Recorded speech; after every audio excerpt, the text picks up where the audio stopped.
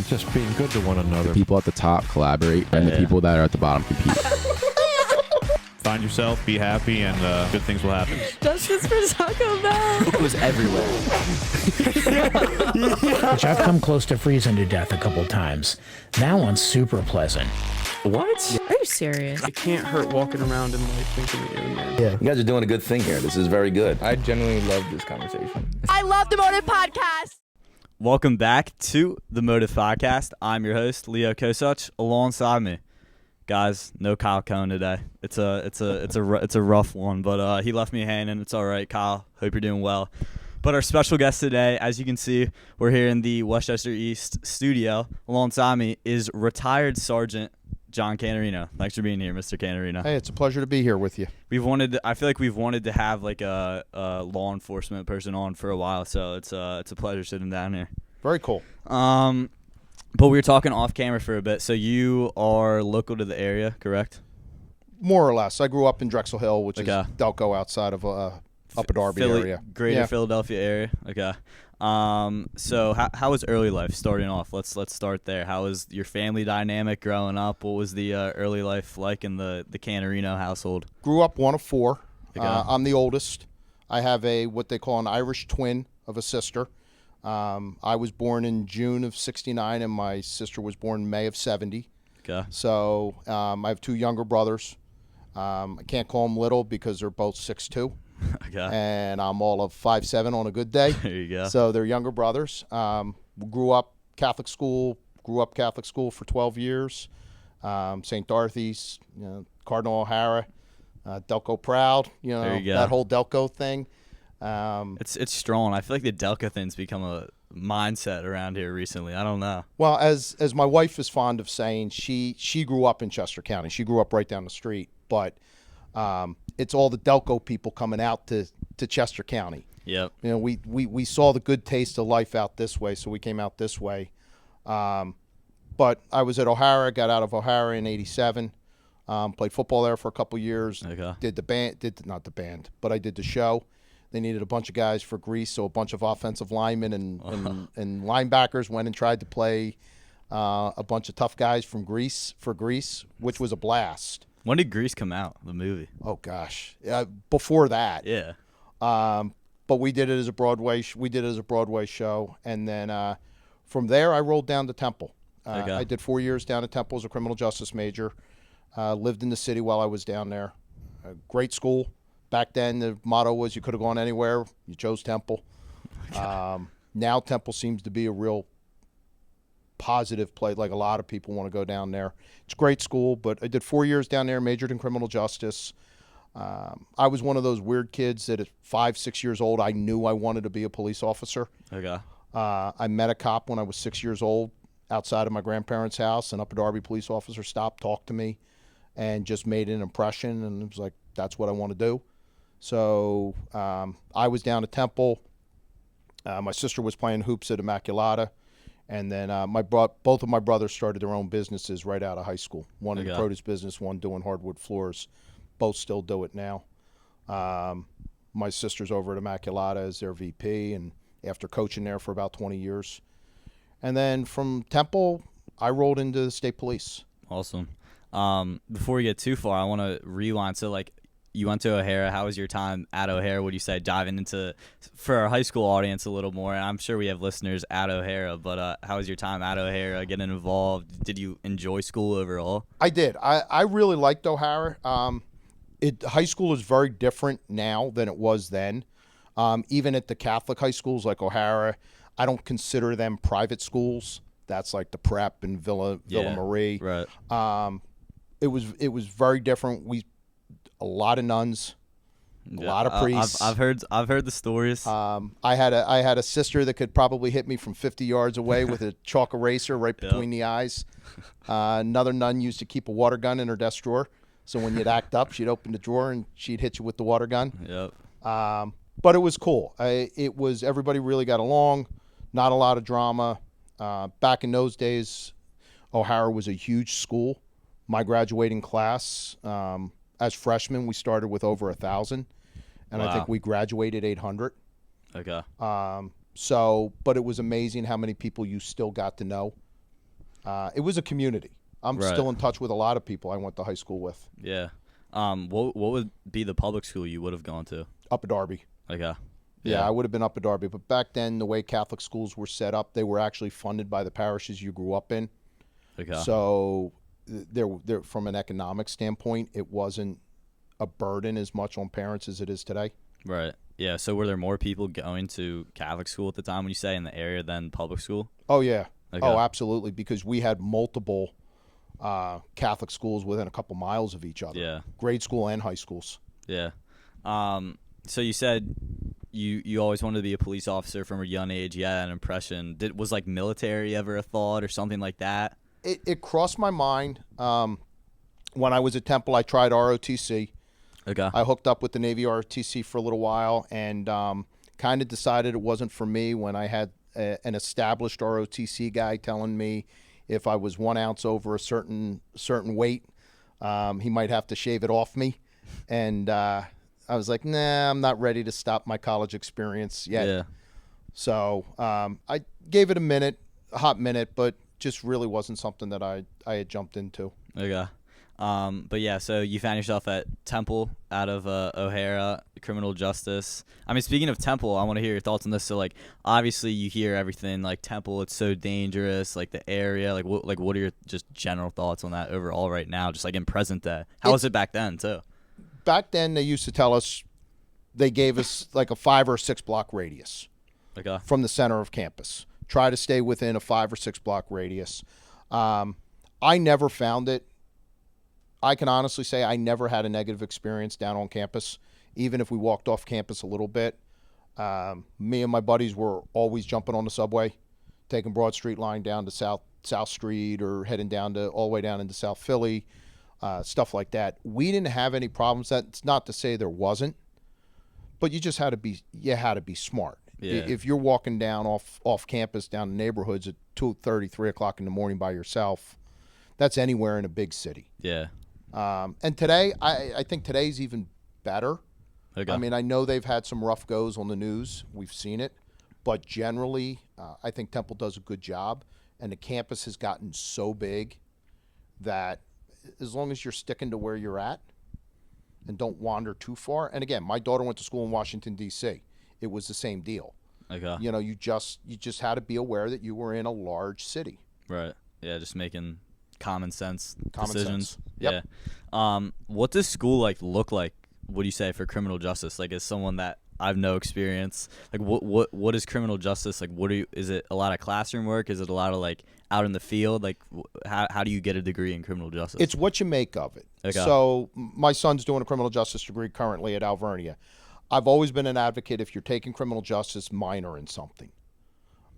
Because criminal justice is a very narrow focus. So if you don't go into law enforcement, the only other option with that degree is to get a master's, get a doctorate, and teach. A lot of classroom stuff, a lot of theory. Like there was old criminal justice theories you learned about that bumps in your head meant you were a criminal. Are you like studying like any cases and stuff like that? Yeah, once you get into your electives, you do case law. Okay. You do criminal procedure, things like that, the Constitution, Miranda rights, Right. search and seizure, stuff like that. But you also, once you get into your electives, that's where it becomes fun. Okay. I Yeah. took death penalty courses on the pros and cons of the death penalty. I took an organized crime course that I absolutely loved, Okay. which eventually gave way to my interest once I came onto the job. So that was the thing about criminal justice. It gives you a flavor for the different things in the profession. Okay. Do you have a lot of professors that are like ex-law enforcement teaching those courses? It was mixed. Okay. For me, it was mixed. I had a lot of professional professors and that's what I said. Usually the criminal justice, you either teach or you go into law enforcement. I had a lot of teachers. I had a lot of researchers. I didn't have a lot of what my son now calls up at Alvernia as adjunct professors. They're part-time professors. One of his first professors was my old partner Really? from the state police. That's cool. So I had more teachers than actual cops Okay. as instructors. Yeah. Yeah, so you graduate from Temple. with a criminal justice degree, and then what's the path look like? Where are you at? What decision are you faced with? Like, because between state police, local police, and what's that process like? And the thing is, for me, it's a long process. So when I first got out, I was working at a gym.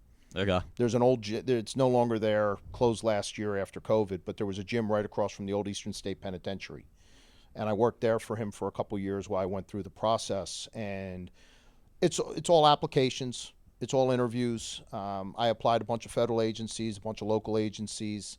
Hadn't even really thought about the state police until my mom had mentioned it to me, that she had heard an advertisement on one of the radio stations that they were recruiting, and turns out, and I never really thought about it because he never talked about it, but my mom's dad was a trooper.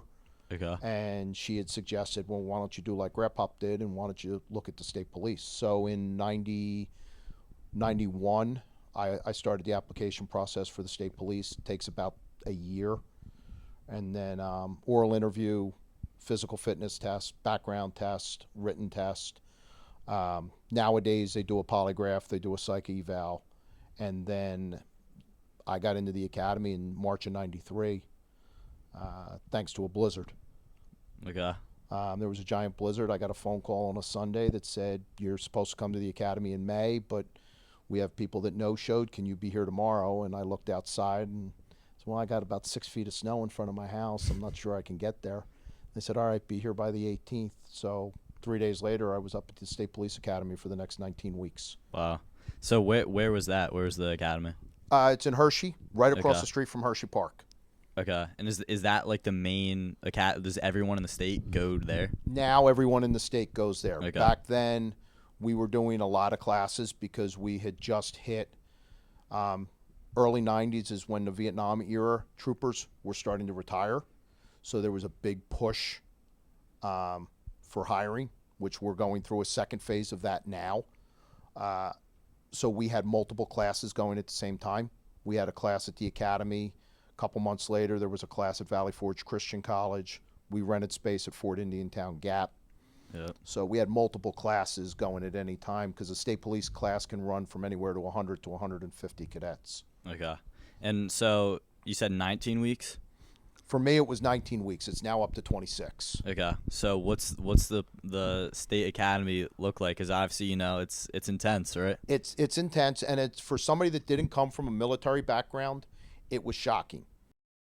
I'd never gone through boot camp. I'd never gone through anything like that. So my second night, I'm getting yelled at because I had my hand in my pocket while I was talking to somebody, and a trooper walked by, and next thing I'm face down doing 100 push-ups. Right. Up at 5 in the morning to make your bed had to be military creases.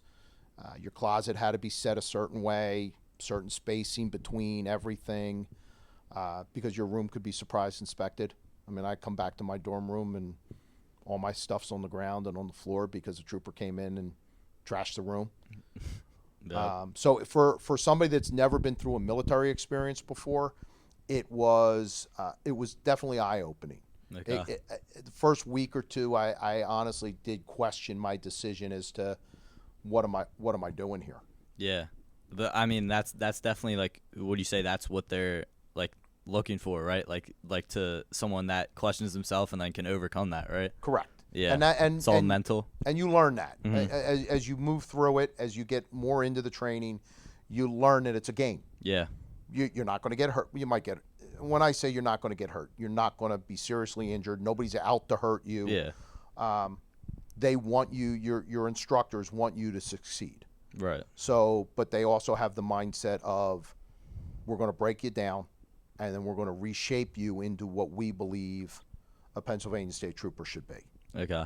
And what were some of the like things that you trained throughout your 19 weeks at the academy? Like what were all the aspects of becoming a state trooper? So there are a lot of classroom work.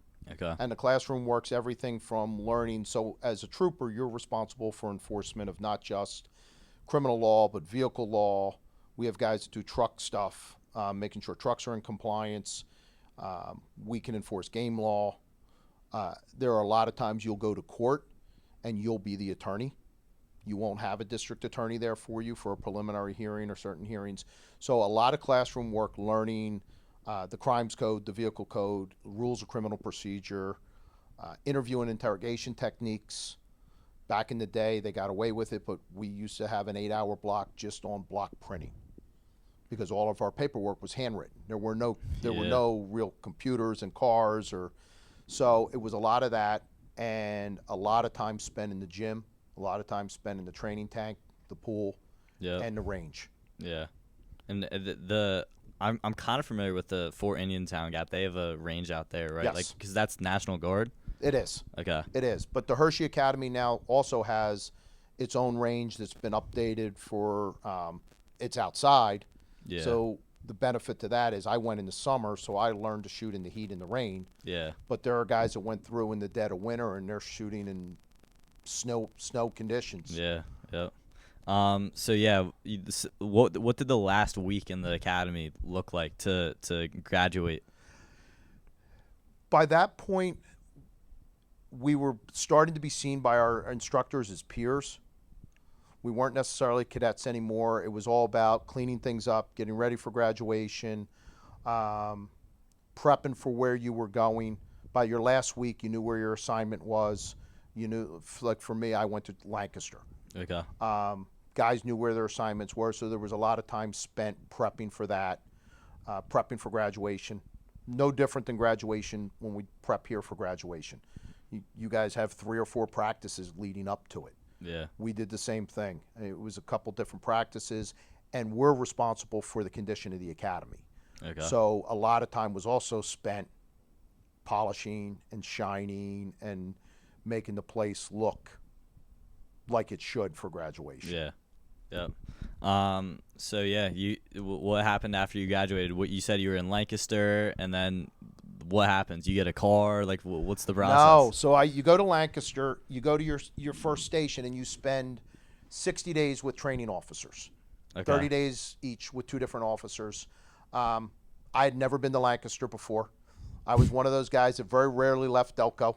If I didn't, other than to go to the shore, I very rarely left Delco. So I remember being out in Lancaster, and my first shift was a day shift. I came in at 7 in the morning. You met your captain, you met your training officer, and then you were back in again that night. I came back in at 11 o'clock that night for a midnight shift. And is that like patrol with another person That's patrol. in a car? Yep. Okay. So I come back in at 11 o'clock on my first shift with my coach, and we're driving around, and I'm leaning out the window looking at something, and he said, "What are you looking at?" I said, "Is that a cow in the middle of the street?" He's like, "Have you never seen a cow before?" No, not like this. No, it was definitely culture shock. Yeah. For me, having, like I said, grown up in Delaware County, spent a lot of time in Philadelphia, in the city itself, coming out to the country was very different for me. Yeah. Have there ever been any like Amish buggy traffic stops? Not traffic stops. Unfortunately, several crashes. Yeah, People not seeing the buggies coming over a hill, or the buggy going through the stop sign. I've heard the fair share of that. It's, it's rough. Unfortunately, there was a lot of that. Most of my dealings with the Amish tended to deal with when they were younger and they were allowed to drive. There's a window where they're allowed to partake in the English, in some of the English traditions, like our traditions. Okay. And they always like to throw a good. The young Amish could throw a good party. So that was a little interesting for me. But they are some of the nicest people, I got to tell you, dealing with the Amish, and then having transferred down to Chester County, Emeryville, and then down to Philly. They are some of the most righteous, nice, hardworking people you could ever meet. Yeah, 100%. It's funny because I mentioned off camera I was talking with like a new officer. He was in the military, and he came out of the military and just became an officer somewhere. And he was talking about he was like joking about it, but like I think he's in Swatara Township out in Harrisburg. It's right out by the academy. Okay, yeah, like Dauphin County. Yep. And he said they have a huge population of people from Nepal who have recently immigrated there, and they like to have a great time. And he said it's very interesting, which it was funny. It was like, wow, didn't know that one. But no, that's new to me as well. Yeah. But yeah, so I don't want to fast forward too much, but like we can go through the steps of like your career. So what were all the positions you had as a state police? I started as a patrol trooper in Lancaster. Okay. You spend about 60 days riding double, and then after you're done your coach pupil period, they call it, you're on your own. My first day by myself, I had to handle unfortunately a fatal accident, and that was my 61st day, and I'm rolling up to the scene and I'm supposed to know what to do. Right. Yeah. So I spent some time doing that kind of stuff. As a patrol trooper, depending on where you are, a lot of your time is spent doing traffic, whether it's crashes, whether it's speed enforcement, that kind of thing. You'll do the state police does some criminal work because we are 67% of the count of the state.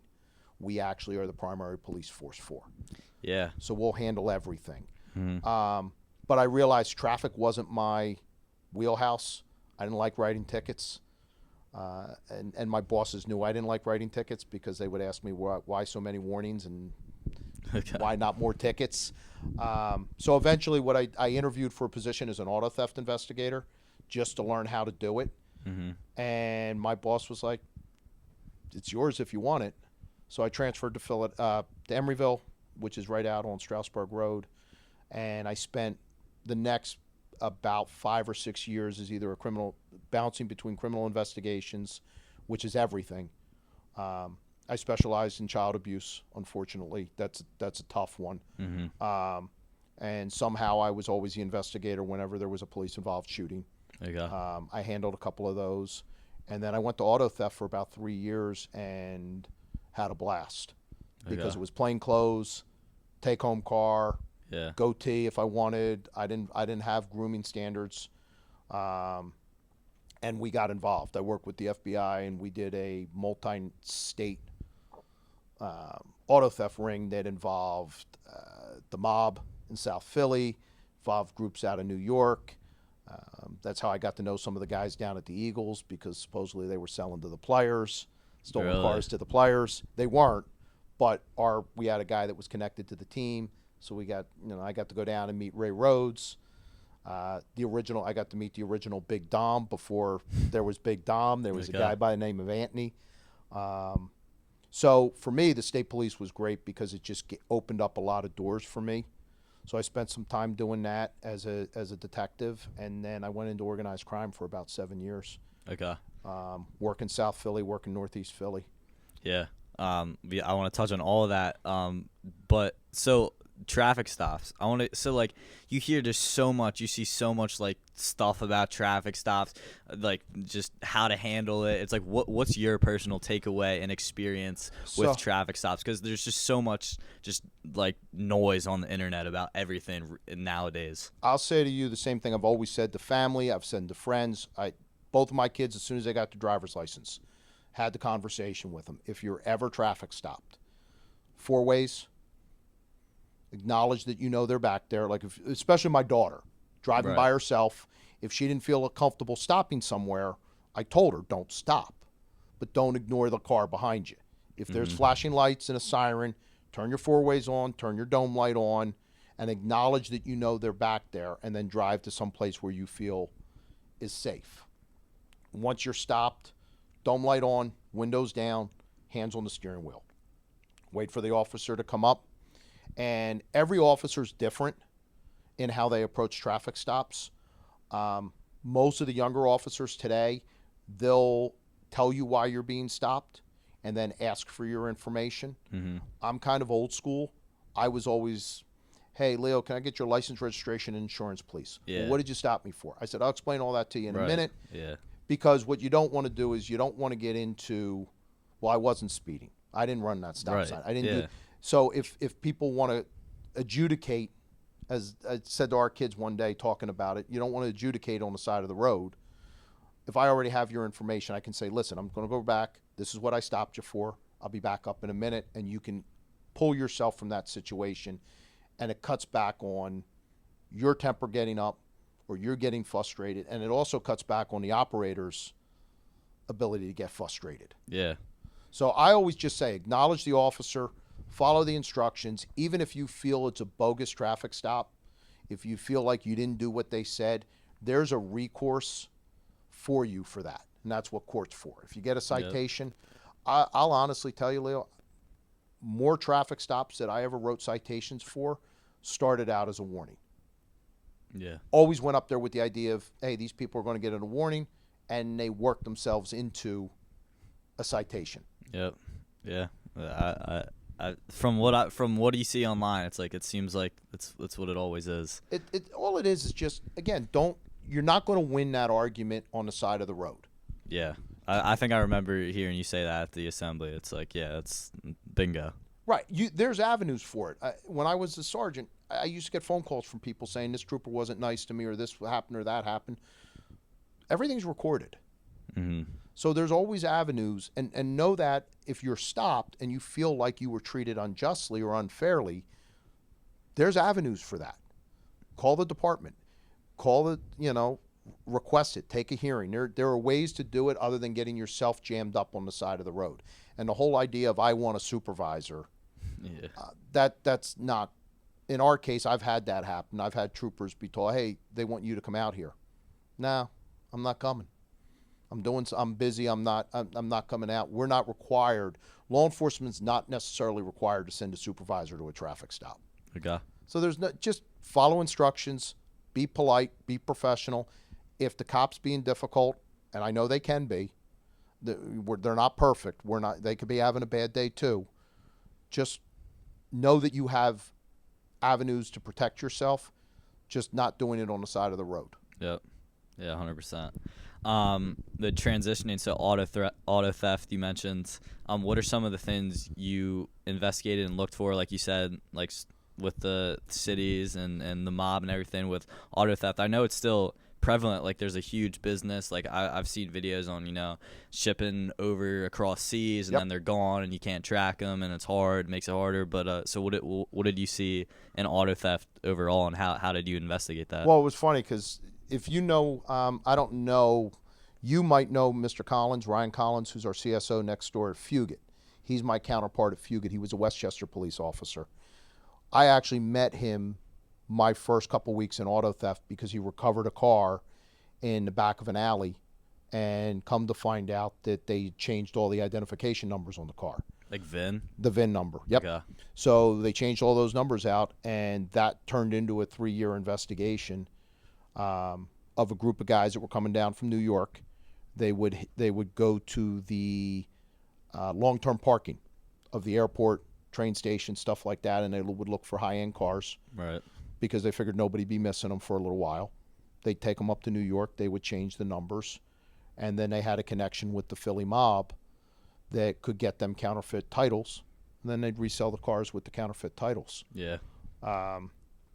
So it was, and that same group, we come to find out, we followed them to New York one time, and they were casing banks. The same group was doing bank robberies up in New York City. Yeah. Wow. What was I going to say? Are you familiar? So I'm involved with the high-end car community around here a lot. I have a page, and I go to all the shows and stuff, and I work for a company that does high-end car exhausts. So anyway, being in the car community, I don't know if you know this story with Ferrari Philadelphia, Algar Ferrari. No. I believe it was early 2000s. I want to say 2003. Super high-end Ferrari F40, one of their halo cars, $1 million car. Got someone came into the dealership in Bryn Mawr is the dealership, okay. Algar Ferrari, and came in, acted super professional, asked for a test drive, gave it to him, and just took it. Basically, $1 million car. There's a lot of questions, but basically, I think the FBI got involved. It was a huge investigation, I'm pretty sure. And there's tons of stories and conspiracies about it around here with the car world. But I think the FBI finally seized it, and then the whole story is the FBI agent drove it and he crashed it. So $1 million car. So it's kind of a crazy story. I can't speak to the FBI doing that, but I will tell you now that the statute of limitations are expired and I'm retired. The 1 year we recovered a brand new Mustang Shelby. Yep. And it needed to get from point A to point B, and the tow truck was 2 hours away. So, needless to say, there were a couple drivers getting it from point A to point B, and it was interesting to see how well a Shelby Mustang can actually run on I-95. Yeah. But no, it does happen. You got to get, there's got to be a little bit of a advantage every once in a while. And you mentioned the mob in Philly. Like, so what year was that? Was that early 2000s? That was no, that was actually around 96. Okay. There was a guy, and this is public information, and they were convicted. There was a guy by the name of Dominic Terlingo who owned a tag agency in South Philadelphia, and him, his daughter, and his son were providing fake documents to PennDOT to get the car sold. We approached them. They had ties to the Philly mob. We approached them to talk to us, and we actually offered the father, listen, work with us, plead guilty. We'll leave your kids out of it. And when I say kids, they were in their late 20s. We're not talking. We're not talking 18-year-olds or 15-year-olds. We're talking adults, young adults. And he's like, no, I'm going to take my chances. And the judge wound up convicting all three of them. And Dad went to jail. He gave the two kids probation. But as we would sit in the trial, half the Philly mob, who we got to know, was sitting in the back row of the courtroom. Yeah. A couple enforcers, a guy by the name of Gaten Lucibello was back there. Got to know Gaten. So is the full like Italian mob thing, like that's all very legit? Like, and the question I was going to ask coming off that, is it still as prevalent today? I would say yeah. I mean, Okay. I've been out of it for about. I left organized crime way back in 2007, and I've been retired 6 years now. But the mob's still a legitimate thing. I mean, there's still guys down there doing their thing, between sports betting, extortion, stuff like that. They're all still involved in that. It's still a thing. There's still a legitimate mob in Philadelphia. Yeah. There's still the five families up in New York City. But I also learned, having grown up where I grew up, that working Italians were not necessarily going to be my cup of tea. Just from the fact I wanted to avoid running into people that I grew up with. Yeah. We had the Cavalcanti family, like over from Jersey. Yeah. So we had a guy on our pod, about a year ago now. Professional rock climber, super interesting guy. Last name Cavalcanti, had some relation, like distant relatives, whatever. So he was telling us he would be at family gatherings, and I think the one guy, like it was like his great uncle or something, was like a guy by the name of Sam the plumber. Oh, jeez. And he was part of the family, and he said he'd go up to like Brooklyn with his family, and they'd walk into restaurants, and everyone would stand up for them. And he's like 5 years old, like not knowing what the heck was happening. But it was crazy to hear that story. So yeah, I mean, there's some of that. We look back years ago, looking at my family name, and we have no idea how we're related. There's nobody left that we can ask. But there was a guy that went by the name of Baldy Dom Canterino. There was a member of the Genovese crime family in New York City in the 50s and the 60s. And, I mean, there's nobody left for me to ask what the connection was. But, I just decided, as much as the mob's still a thing, and I find it fascinating, one of my first years when I got into plainclothes stuff and I got into organized crime, and there was a group of college kids that I had gone to school with that got a book started. They were doing sports betting out of Westchester University. They got too big. They started laying off their bets to the real mob in South Philly. And as I'm listening to the wire recordings, because they were up on everybody's phones, these were all guys I played football with and went to high school with out of Delco. And I was like, do I really need to be part of this? Yeah.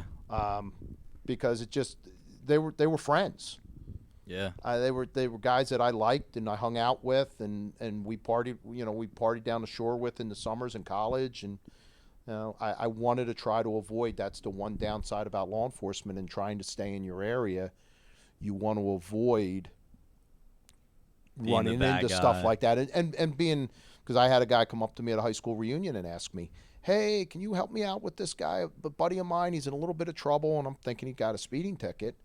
And he tells me the guy's name, and I'm like, I need you to stop talking to me. Yeah. He said, what do you mean? I need you to stop talking to me. And I couldn't tell him why. And the guy was a bookie, and we were actually up listening to I was listening to his phones that morning before I went to the high school reunion. And this guy's trying to ask me to help.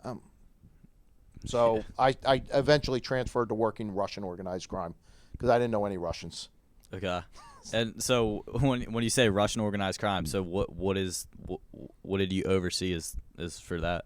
So Russian OC is a little bit different than the Italian mobs because it's just set up a little differently. They're not quite as structured and organized as the Italians are, but they're more varied. They like to do a lot of different things. They like to get involved in a lot of different things. We had a group of young boys that were calling themselves the KGB, Kids Gone Bad, because their dads were actually legitimate KGB agents back in the old Soviet Union, and then they moved to Pennsylvania, they moved to Philly, and when they started their rackets, they were selling drugs, they were lending money, all that kind of. They were stealing some cars, they did a kidnapping. But in the neighborhoods, they were known as the KGB because they banked off of their father's names. Wow. Yeah, and that's all local, like That was all Philadelphia area. Northeast Philly, Lower Bucks. Not as much out here. Yeah. Like we've saw very little of it out this way, but it was definitely different. So it was crime just with relating to people of Russian heritage. And Yeah, it wasn't like FBI, CIA investigating like espionage or something like No, that. it wasn't right? the spy stuff. I was with the FBI. We were part of a task force with the feds. So I was full-time with the Federal Bureau of Investigation for about 6 years Okay. as a trooper. But it was a case of anything that was organized or a group or structured, it fell to us. Anything that might involve espionage, spying, the feds had a whole separate group of stuff for that. Most of our stuff, it didn't involve any of that. It usually just involved a lot of money laundering, talked about cars. They love sending cars back overseas, Yep. putting them in containers and shipping them overseas and selling them that way. They were definitely a different bunch. They viewed law enforcement very differently than, say, the Italians did, or they took things more personal than the Italians. When you dealt with the South Philly guys, it was more of the cost of doing business. They knew if they got jammed up or if something happened, it was the old Godfather line. It's not personal, it's just business. Yep. The Russians tended to be a little bit more personal. Yeah. It's funny you say that line because like Sunday, I'm out at my uncle's for, some Sunday sauce, and he was telling me the story. He used that line in a meeting. Like he sells medical, like he's a med rep. Okay. And he was in a meeting like 20 years ago. And the guy, I think the other hospital like got the product before their hospital, and the guy was mad at him in the meeting. He's like, this is when he first got into the business, and he hit him with that line, and the guy slams his fist down and he goes, well, it's personal to me, Sam, and he walks out, and he's like, geez. I'm not going to use that line anymore. No. It's a funny story. It's a great line, though. Oh, it is. But that was the big difference between the two groups. Russians tended to be a little bit more personal about things. They took things to heart a little bit more, whereas the Italians were more just, they understood how it was I don't want to say it was a game, but to an extent it was a game. Yeah. Some days I got over on them. There were days I'd deal with people and be like, hey, you remember that time I stopped you? Yeah. And I asked you to search your car and you let me, but I didn't find anything? Yeah. Did I miss it?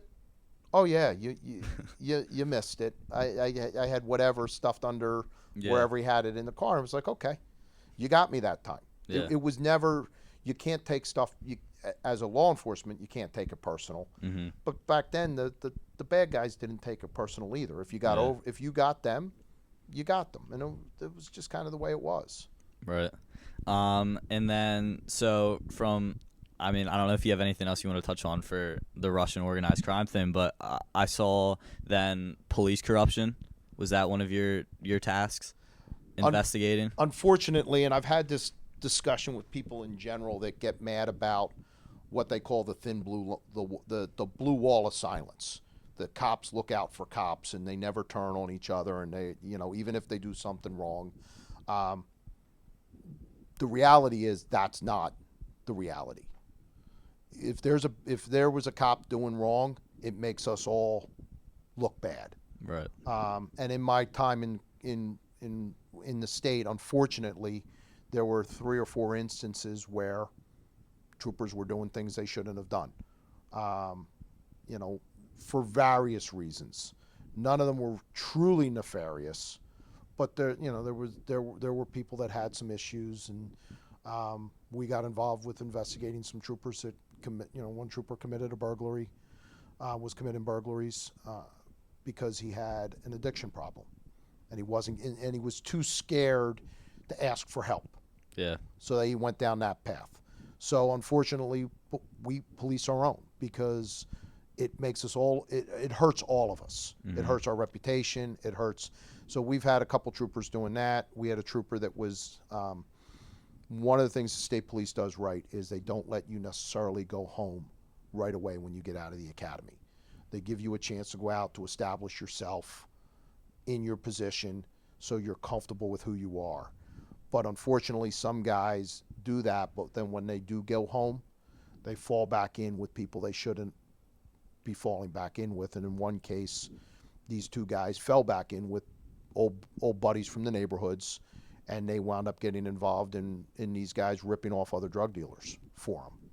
Okay. And my unit was unfortunately tasked with proving it. Yeah. Yeah. So yeah, a little bit of everything. Yeah. Do you have any notable investigations or cases you were part of that, like someone around here would like know by name or like anything? No, I mean, most of my work was down in the city, Okay. and not a lot of it was publicized. I mean, we did probably the one case around here. I don't think you would remember because it was I don't think you were born, but it was like 2005. A local restaurant owner's son was kidnapped, and we got involved in an investigation outside of Westchester, in Westchester Borough, with trying to identify who kidnapped them, find the kidnapper, and turns out that it turned into a whole big scenario down in the southern part of the borough, just south of the borough. We were meeting with the kidnapper. Kidnapper didn't want to meet because he said he could hear a plane above us. So he called off the meet. The FBI agent in charge called me because I was down at the scene. Can you hear a plane? I rolled my window down and I'm like, yeah, as a matter of fact, I can hear the plane right above us. No, you can't. John, I'm listening to the plane. I can hear the plane. And 3 hours later, though, we were back at the same location, and the bad guy still met with us. And that's all negotiation? It was all negotiation, but then it turned into, for whatever reason, the bad guy got spooked. He left the kid sitting, and the kid was like 19, 20 years old, but left the kid sitting on the side of a bridge over the Brandywine Creek, and myself and a couple other of the guys get into a pursuit through southern Chester County, chasing the guy until we're coming up on a curve, and I'm with an FBI agent, and she's like, why are you slowing down? I said, because I don't think he's going to make this curve up here, because it was an area we were familiar with. Right. And there's so many roads down there in southern Chester County. He never made the curve and Yep. smacked right into the tree, and we get out of the car and he's just laying on the ground moaning like, oh. Yeah. And is that like, was that something that, like you said, it was publicized? Was that like an Amber Alert situation or like no, what's because that like? because it's not a child. Okay. Yeah. It's not a child. It's not anything. We didn't have a whole lot of information to put out for people to say, be on the lookout for. There was a ransom demand. We think the kid may have owed some money, but we're not sure. And this was a result of him maybe owing some money. But there was a ransom demand. We said we were going to meet the ransom. Turned into a drop. And then, as I said, for whatever reason, the bad guy got spooked and fired a round off up into the air to try to say he meant business, and next thing we're chasing him through Chester County, and the head of the FBI is trying to pit my car to get so he could be in front and chase the bad. I'm chasing the bad guy, and all of a sudden a car comes out of nowhere, takes my front end off so he can Really? get in front, and we're chasing the guy down these back roads of Chester County. That's And crazy. the FBI agent's hanging out the passenger side. Bad guy shooting at us. He's hanging out the passenger side. I'm watching him sit on the window of the car at 60 miles an hour, throwing rounds down at the bad guy. Wild stuff. What was I gonna say? Oh, so for negotiations, like how do you approach that a lot of the times with because obviously there's people that are tasked, right, with Correct. with negotiators. Yep. We in the state we have dedicated negotiators. So an example is we had a case of a barricaded gunman back in roughly 2000 over by Malvern Borough. I remember there was one a couple years ago, 5 minutes down the road. Yep. And Yeah. we have a team. It's called CERT. It's a Special Emergency Response Team. It's a tactical team, but we also have negotiators assigned to that team who are specially trained. Like in that particular case that I had, I was the lead investigator on. They had come out and were actively negotiating with the guy. He didn't have hostages. It was more of a suicidal situation, and we're negotiating with him to try to come to a peaceful conclusion. Right. Yeah. So then event security. You ran event security for down in Philly for numerous high-end events. So once I went back to uniform in 2007. I became a patrol corporal, which is a road supervisor. So I was responsible for a shift. And then eventually, a few years after that, I became sergeant. But at that period in Philadelphia was a real hot spot for high-end events. President Obama was elected that first year. We had a national governors conference in Philadelphia when all the governors came in from all over the country. Arnold was there with his Hummer. Yeah. Sarah Palin, who had run for vice president, she was the governor of Alaska. They were there. I was tasked with driving around the governor of North Dakota, who's now a senator. So in Philadelphia, we wound up at that same time taking over the highways from Philadelphia Police Department. We became the primary agency to police I-95, Schuylkill, Vine Street. So any of those high-end events, we became an integral part of running those highways. And I was fortunate to have good bosses that brought me along and helped educate me on taking those things over and running those things. So, I mean, I was fortunate. I probably did a dozen presidential and vice presidential motorcades over my career. Yeah. So I got to meet Obama a couple times, Biden, met Trump right before he got elected. So it was a great opportunity. I got to see the Pope.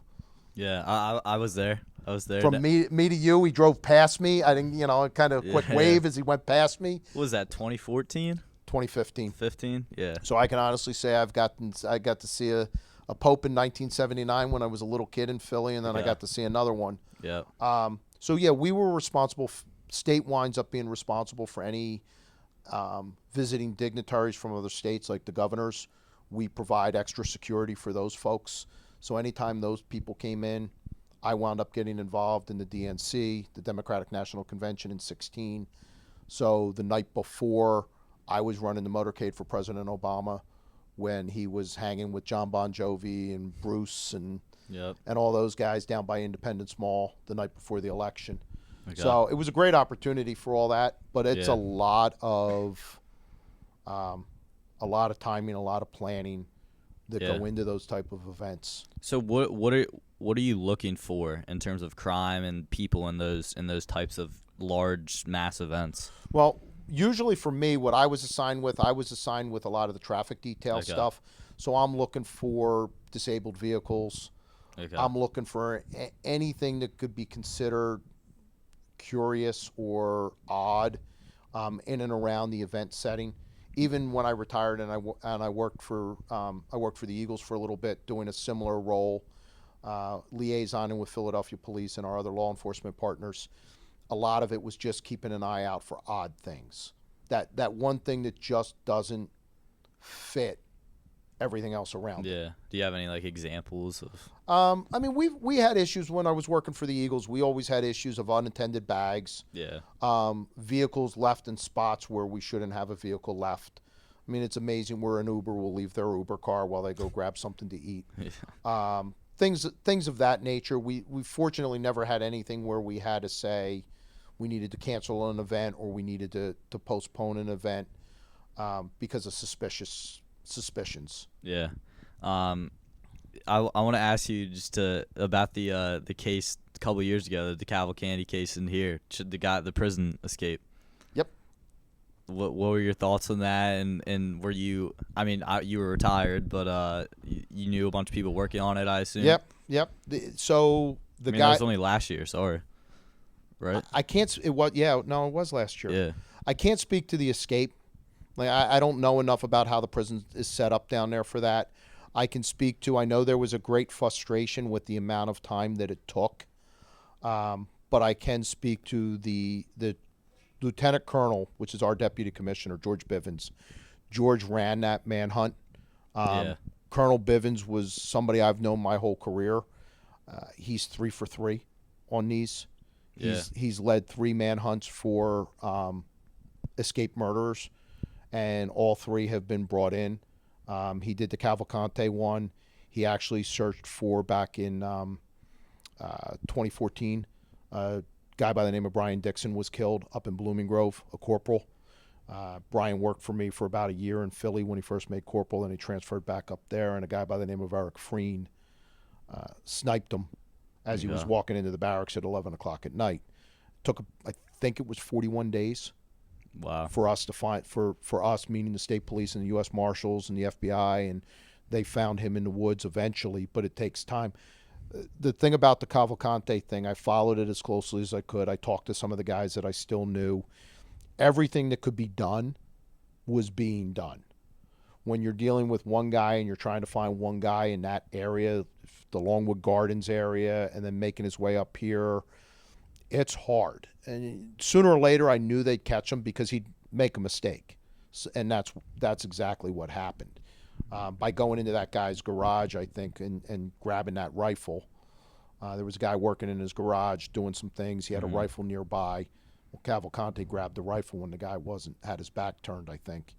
But that was a huge mistake because that now they have a defined area of where he is, and they could squeeze that area, which is what they did. Yeah. Where would you say most of them end up getting caught? Like, is it the wooded areas? Like, is that common? I don't know. I don't know enough to say if it's common or not. I think the guy that was out in Pittsburgh was not captured in a wooded area. I think it was more in like a neighborhood type setting. I know in Philadelphia very rarely do guys like that get away in Philly, even in that urban environment where you think it would be easier to hide. But more and more it's becoming with cameras and cell phones and social media. It's very hard to stay unseen and off the grid. Yeah. So I think that comes into play when we're trying to track these guys. When did the body cam technology officially kind of become like a standard across departments and stuff like that? I'm not quite sure. I know in the early 2000s we started putting cameras in our cars. Okay. When I went back to the road in 2007, when I went back to patrol, we had already had cameras in our cars. Our MVRs mobile video recorders were already set, and the troopers were mic'd up. They weren't wearing a camera, but the camera was attached to the dash. So as soon as the camera activated, your overhead lights activated, it started recording, audio and visual. So even if you were off camera, your voice was still being recorded. I think it was last year that the state police finally went full bore body cameras. Now our troopers are all equipped with body cameras. Yeah. Yep. Which is, I think it's a great thing. Yeah, it's helpful for both sides of the 100%. I as a supervisor, I don't know how many times I dealt with people that would call in and have an issue, and let me go to the tape. Yeah. And as much as people think police don't want them, the reality is 95% of the cops out there want the body camera because it shows them doing the right thing. It shows them doing their job. Yeah, 100%. So you retired when? I retired in May of 2018. Okay.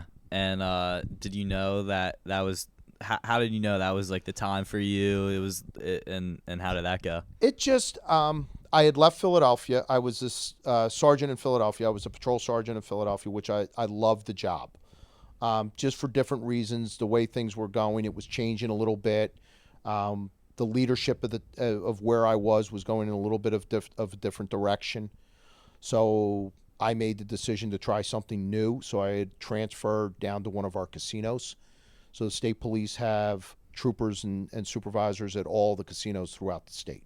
Okay. We have a contingency. We're responsible for everything that occurs on the casino floor. Okay. And are you looking for like everything? Okay. Theft. Yeah. I one of my guys when I was at the casino did a couple $100,000 theft ring that was coming off the loading dock of supplies. Okay. So it was stuff like that. Yeah. It was to ensure the safety of the guests. We work in compliance with the liquor control, as well as the gaming board. But I went down there to try something different, and it was just for me. I was there about 9 months. I was well into my 25th year to retire, and it was a little too slow for me. Wasn't quite what I was looking for. Yeah. And talking to my wife, my kids were getting ready for college. My daughter was getting ready to go. Was going to be a senior in college or senior in high school. Didn't want to miss anything. You just know. Yeah. Everybody that ever gets to that point of retirement, when you get up there, you just know it's time. Yep. Yeah. So, what was like your last day on the job like? Bittersweet. I know a lot of guys that walk out, hands in the air. Hey, thank God I made it. It was great. It was bittersweet. I say it all the time. I still in touch with a lot of the guys that worked with me and for me. I miss the clowns. I don't miss the circus. Yeah. I miss the guys and the gals I work with. They were a big part of my life. When they talk about law enforcement being a family, old school, it really is. Yeah. I mean, you're looking out for each other at the end of the day, right? Yeah. And so I missed that, but you asked that question, and a question was asked on social media today in a retirees group. Do you regret the job? Do you regret joining the job? Because this trooper's son is thinking about the job. So is mine. And I thought about it, and nothing I wouldn't have changed. I loved my time with the state police. There are times I wonder if I should have stayed a little longer. But then I fell into working into high schools. Yeah. So how did you find yourself and find the motivation to kind of get involved with the local schools? So initially I started subbing. Okay. I worked as a sub at Downingtown East. I filled in at Downingtown East for a long-term sub in the PE department and then in their cafeteria. Okay. And I liked being in the environment. I liked being around the kids. I liked talking to the kids. And then the next 3 years after that, they needed somebody to work in autistic support. So I worked as an aide with our autistic support kids, which was an absolute blessing. Yeah. Like those kids, and I still consider them my kids, never had a bad day in their life. Like they were just great people to be around. Yeah. Mm-hmm. And it made you realize how blessed you are in life. Right. So I did that for a while, and then the opportunity came here and get back a little bit into my old wheelhouse. And they had the opportunity for the campus safety officers here, and the opening was for this East, which is now my East. Yeah. When I say East now, my old friends are like, "Yeah, no, we're playing so and so. We're playing West. No. That's your East. Well, East." I was talking with a guy the other day that graduated here in 01, and he was like, "This is the East. This is when there was no Downingtown East. This is just East." Correct. You're right. Yeah. There was always just Downingtown until 2004. Yeah. Yep. So I always said it. I thought Westchester does a great job with the idea of campus safety, and I jumped in the opportunity to come here, and it's been a great run. Yeah. Great students here. Staff is great. Admin has been fantastic in accepting me into the building because it was a new position. Mm-hmm. I remember Dr. Brown and I talking, my first year, and he was like, "I don't know what the hell to do with you." And I said, "Dr. Brown, I don't know what to do with me either. Like, let's figure it out." Because it was a new position. Nobody knew exactly how to utilize us. Yeah, because because obviously they're school resource officers. Yep. And they were already established, right? As Correct. when you came in. Sure. Yeah. So just finding where you fit in, I guess. Right. Right. I mean, I'd like to think it's more than just checking doors and Yeah. yelling at kids to get out of the bathroom. That they're, a dozen dudes sitting in the boys' bathroom is kind of odd. So I'd like to think it's a little bit more than that. Yeah. I enjoy talking to our students. I think our students are some of the smartest, down-to-earth people I've come across. When we talk about the future generations and, oh, my God, what's this country? I don't have that concern. I really don't. Being around you guys, your grade, especially your grade, the junior and the senior classes here, the stuff you guys have been through, whether it was the COVID years. I said it today about our junior and senior classes that had open campus to 1 year. Yeah. And things changed and things got different last year. Now things are a little different this year. And you guys are all taking it with such stride. Like it's not phasing you. You're just doing your thing. And I think that's fantastic. And I enjoy being here because you guys are also very open to what we're trying to do. Yeah. With the building and just trying to give you guys a safe environment so you can have a great school year. Yep. Yeah. I'd like to think that. I'd like to think that we're handling it well. You are. I really believe, like last year's senior class I thought was great. I think you guys are doing great this year. The junior class has gotten better. Yeah. Every year they get better. Sophomore class has improved upon their freshman year. Yep. Yeah. A bunch of people were telling me that I got to ask you on air about an idea we have for a senior prank, but I don't know if I can do it. I think we might have to wait. It might be for another time. I don't know if I want to go on record on a senior prank. I've heard some ideas already. I've already shot a few ideas down. All right. If somebody's willing to have a discussion with me about it, I would be happy to have a discussion with it off air. Is it easier to ask for forgiveness or for permission? That's the age-old question. I'm going to get myself in trouble on this one. I've always been a big advocate. It gets me in trouble with my bosses unless somebody's going to get hurt or it's criminal. Right. I've always said it's better to ask forgiveness. Yeah. And I'm sure I'm going to have admin come chasing me down for that. I'm sorry, Dr. Graham. No, we're not going to do anything back. Come on. We're a good class. I don't anticipate anything drama-filled from you guys. I really don't. Yeah. But just keeping schools safe in general. Obviously, it's been a topic over the past few years with so many, unfortunate incidents. How important is it overall? Obviously, I can assume is having a position, a new position such as yourself is that kind of a catalyst of recent events, because school safety is just constantly being evolving, I guess. Right. And you're 100% right. And I said it. I'll give this district a ton of credit. They are really trying to stay ahead of the curve in what we do. If you look at other districts, without going into specific districts, they don't do what we do. They either have third-party security or they have maybe one person overseeing everything, whereas all of our schools are supported.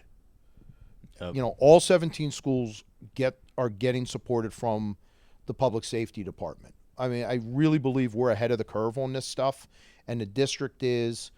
I know I had interviewed for a job. Mr. Collins wound up taking the job over at Fugate, and then a couple months later, they posted for 3 more because the district's like, we need to stay in front of this stuff, and we need somebody that can speak to it in a way that I think all of our group does a good job in relating to our students. Yeah.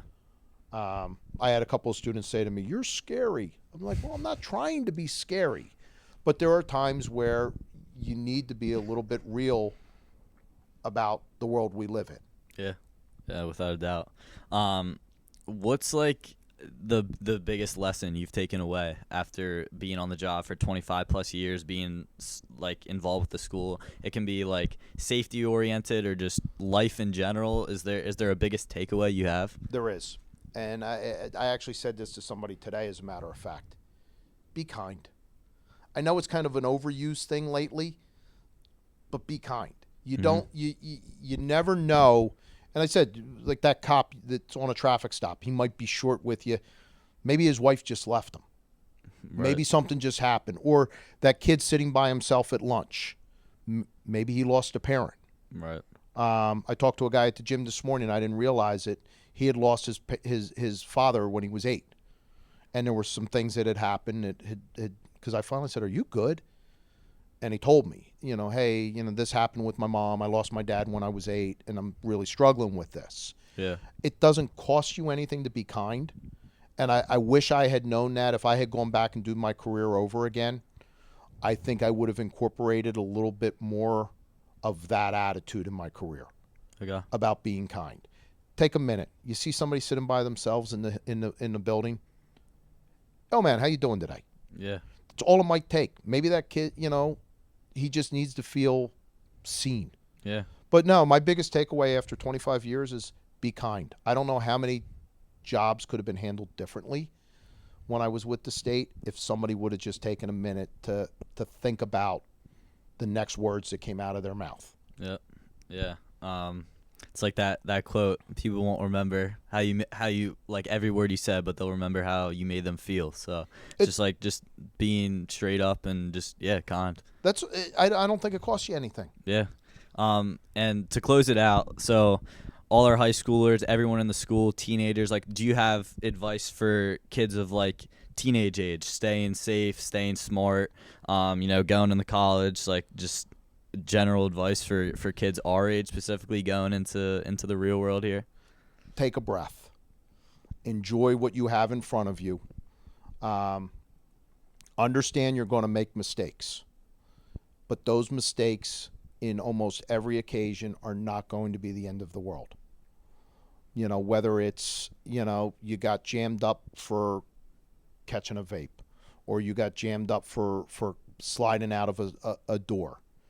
Just realize, okay, you might get in some trouble, but it's not the end of the world. It's not a life-altering decision. Mm-hmm. Take a breath and focus on what's important. And that's the thing. You guys, your age group does it. I think you're doing a better job than my age group did back then of enjoying the moment. Enjoy being where you are. Really, it's funny that you say that, because we talk about a lot how kids our age aren't enjoying the moment as much anymore with the phone in your hand, because as soon as something happens, the video's out and it's video instead of just living there. So it's funny to hear that perspective. There is that, and I see it. I see it here in some of the things I've dealt with. First thing that comes out is a video, and you're right.